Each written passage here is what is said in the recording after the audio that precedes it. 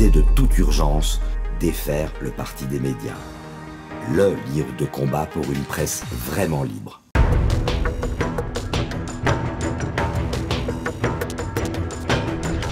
Et pour cet entretien, nous accueillons Wael Kassoua. Bonjour monsieur. Bonjour.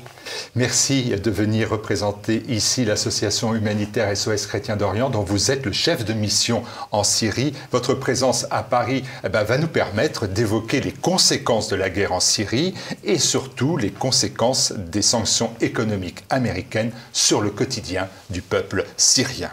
Wael Kassoua, avant même d'évoquer la situation en Syrie, quel est votre parcours et comment arrive-t-on à ce statut de chef de mission de l'association humanitaire SOS Chrétiens d'Orient?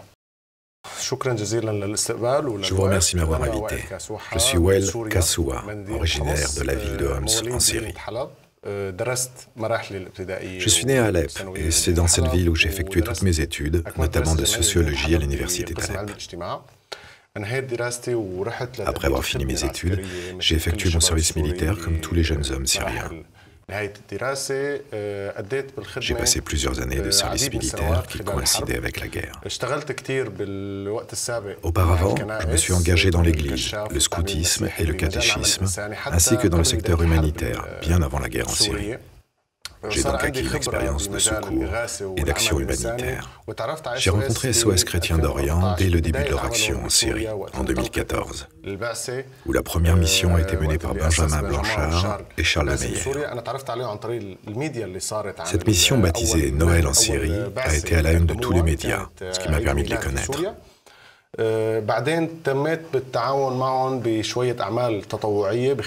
Ensuite, je suis devenu volontaire en parallèle de mon service militaire. Mon but fut de soutenir les chrétiens d'Orient, mais aussi tout le peuple syrien. Comme je l'ai dit, j'ai rencontré SOS Chrétiens d'Orient en 2014, mais c'est en 2019 que j'ai commencé un travail salarié avec eux.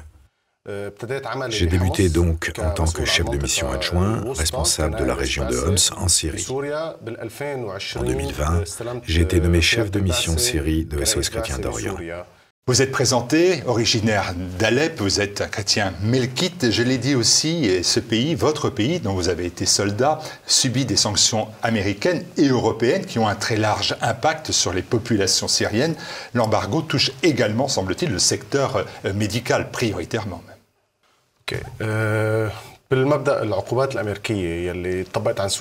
Les sanctions américaines, la loi César, imposée à la Syrie depuis plusieurs années, touchent directement le tissu social syrien. Elles n'ont aucun impact sur les gouvernements, ou bien sur ce que l'on appelle le régime syrien, la cible présumée de cette loi. Prenons l'exemple que vous avez énoncé. Le secteur médical, y compris les hôpitaux, et par ricochet la société syrienne, souffre d'une véritable crise due au manque de matériaux médicaux. Tout cela est dû aux sanctions, car bien que les matériaux médicaux ne soient pas inclus dans les sanctions, les opérations et les contrats d'achat de ces matériaux depuis l'étranger sont bien sanctionnés et donc bloqués. Puisque le demandeur des médicaments ou des matériaux est de nationalité syrienne, que ce soit un médecin ou un hôpital. Ici, il y a une contradiction flagrante. On nous dit que le secteur médical n'est pas inclus dans les sanctions. Or, les opérations d'achat se trouvent dans une impasse, puisqu'aucun établissement syrien ne parvient à importer les appareils ou les matériaux médicaux à cause des sanctions américaines et de l'embargo imposé à la Syrie actuellement. Les sanctions affectent directement le peuple, non pas les gouvernements et encore moins les États. Les victimes directes de ces sanctions sont les Syriens, y compris les chrétiens d'Orient. On évoquait à l'instant la fragilité du secteur médical à la suite des sanctions économiques et pourtant le président Bachar al-Assad, qui est un allié de la Russie, vient de reconnaître l'indépendance de la République de Donetsk et de Lougansk. L'Ukraine a donc rompu ses relations diplomatiques avec la Syrie et le président Zelensky a demandé que les sanctions contre la Syrie soient encore plus grandes, soient amplifiées. Est-ce que ce n'est pas une mauvaise nouvelle supplémentaire pour le peuple syrien ?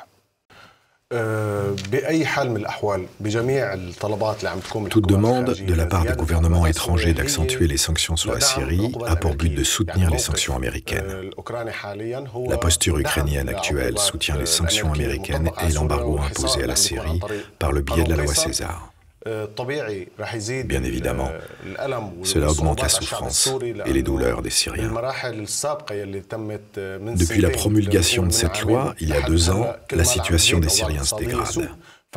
Donc toute demande d'accentuer les sanctions affecte directement et profondément le peuple syrien. Les sanctions économiques asphyxient le secteur pétrolier ainsi que celui des matières premières. Auparavant, on a senti l'effet sur le secteur pétrolier, tandis qu'actuellement, on ressent l'effet sur le blé, à l'issue de la rupture des relations avec l'Ukraine. Tout cela touche le peuple syrien. Et je réitère que les sanctions n'affectent pas uniquement les gouvernements, mais aussi et surtout le tissu social syrien en général. Ce phénomène s'accentue malheureusement petit à petit. C'est pourquoi on attend de l'Union européenne et de tout le monde qu'ils prennent une action sérieuse afin de lever les sanctions imposées au peuple syrien.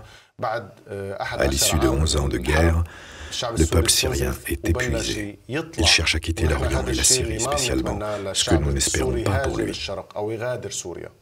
Les difficultés s'amoncellent pour la Syrie. Il y a bien évidemment, le 10 juin dernier, Israël a reconnu avoir mené des frappes aériennes, notamment sur l'aéroport de Damas, quelques jours après votre départ. Certains missiles ont été abattus par la défense syrienne.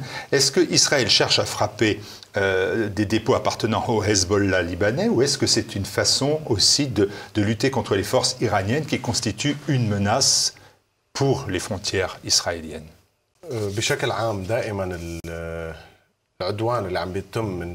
Les attaques israéliennes contre la Syrie avaient toujours pour but de fragiliser le peuple syrien, ainsi que de le terroriser. Israël cible les parties vitales de Syrie, comme l'aéroport de Damas, par le biais de ses frappes, en prétendant que ces dernières visent des sites iraniens ou ceux de Hezbollah. Ils visent les parties vitales, sous n'importe quel prétexte. L'aéroport de Damas est l'accès le plus important pour la Syrie et son peuple, car sur son tarmac atterrissent plus de 90% des humanitaires. Il est l'accès aérien vers la ville de Damas. Et récemment, on a connu une ouverture partielle sur la Syrie depuis certains aéroports régionaux, comme ceux des Émirats, de l'Irak ou encore de Koweït. Cela constitue probablement un danger ou un choc pour les ennemis de la Syrie, tout en désirant paralyser cet aéroport. Bien sûr, l'aéroport est une zone stratégique. On a senti concrètement l'effet de cette attaque sur le marché syrien. Et immédiatement, il y a eu une augmentation des prix du marché, car le pays s'est fermé. Les Israéliens ont toujours prétendu qu'il y avait une présence iranienne ou celle du Hezbollah dans chaque zone qu'ils ciblent. Or, à mon avis, ce n'est pas vrai. Leur but principal est de faire perdurer les sanctions contre le peuple syrien. À chaque fois que le peuple syrien parvient à ouvrir un débouché sur le monde, on frappe par les Israéliens les parties vitales du pays, que ce soit un aéroport ou un autre établissement. D'ailleurs, il y a quelques jours, il y a eu des attaques contre une zone d'industrie alimentaire, à savoir des élevages de poules dans la campagne de Homs. Ces actes sont complètement injustifiables. Leur but est donc de fragiliser les Syriens, afin que de contrarier cette situation quasi paisible qui règne depuis la fin presque totale des combats militaires sur le terrain. Autre crainte, la Turquie, cette fois-ci, au moment où le monde a les yeux tournés vers l'Ukraine, le président Erdogan poursuit l'idée d'une nouvelle opération militaire contre les Kurdes dans le nord de la Syrie. Et c'est vrai qu'à 1 an de l'élection présidentielle, une offensive militaire pourrait permettre une meilleure popularité d'Erdogan en interne, c'est-à-dire en Turquie, et puis aussi le rapatriement d'1 million de réfugiés syriens sur les 3,7 millions qui sont actuellement sur le sol turc. L'opération turque lancée récemment n'est pas la première de son genre. Je crois qu'il y a eu 3 ou 4 opérations auparavant, durant la guerre syrienne. Le gouvernement turc n'a pas cessé de lancer des opérations chaque année, ou tous les 2 ans, en proclamant une zone sécurisée afin d'y faire résider les réfugiés syriens. Néanmoins, à mon avis, leur objectif est d'annexer davantage certains territoires syriens, à l'instar de ce qu'ils ont perpétré dans l'histoire. Le deuxième objectif sera de cibler les groupes armés kurdes avec qui le gouvernement turc entre en confrontation ouverte dans tous les sens. Au long de l'histoire de la Syrie, les Kurdes constituaient une des composantes de la mosaïque syrienne. Pourtant, il y a eu divergence pendant la guerre syrienne.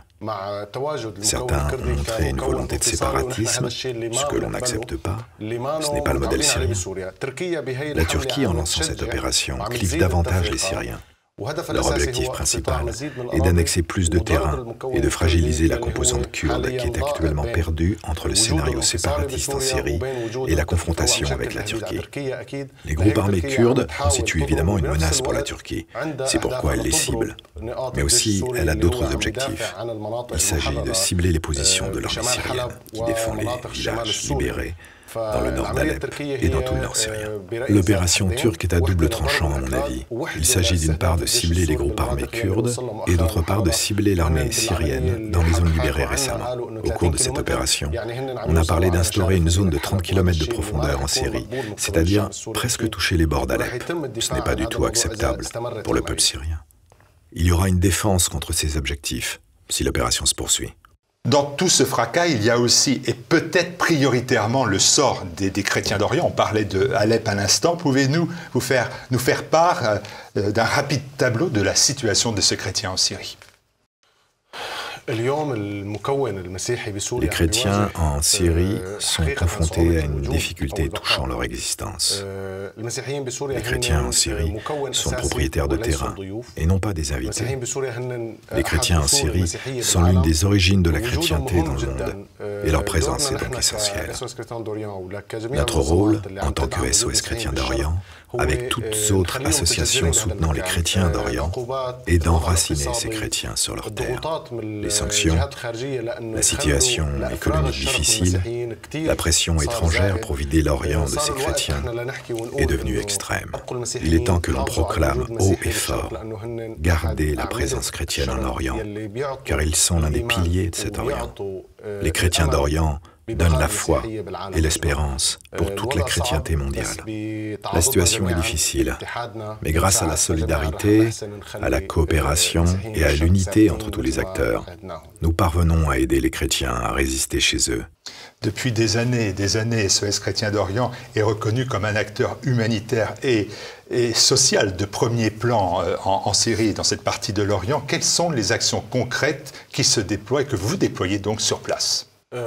SOS Chrétiens d'Orient œuvre en Syrie depuis 2013.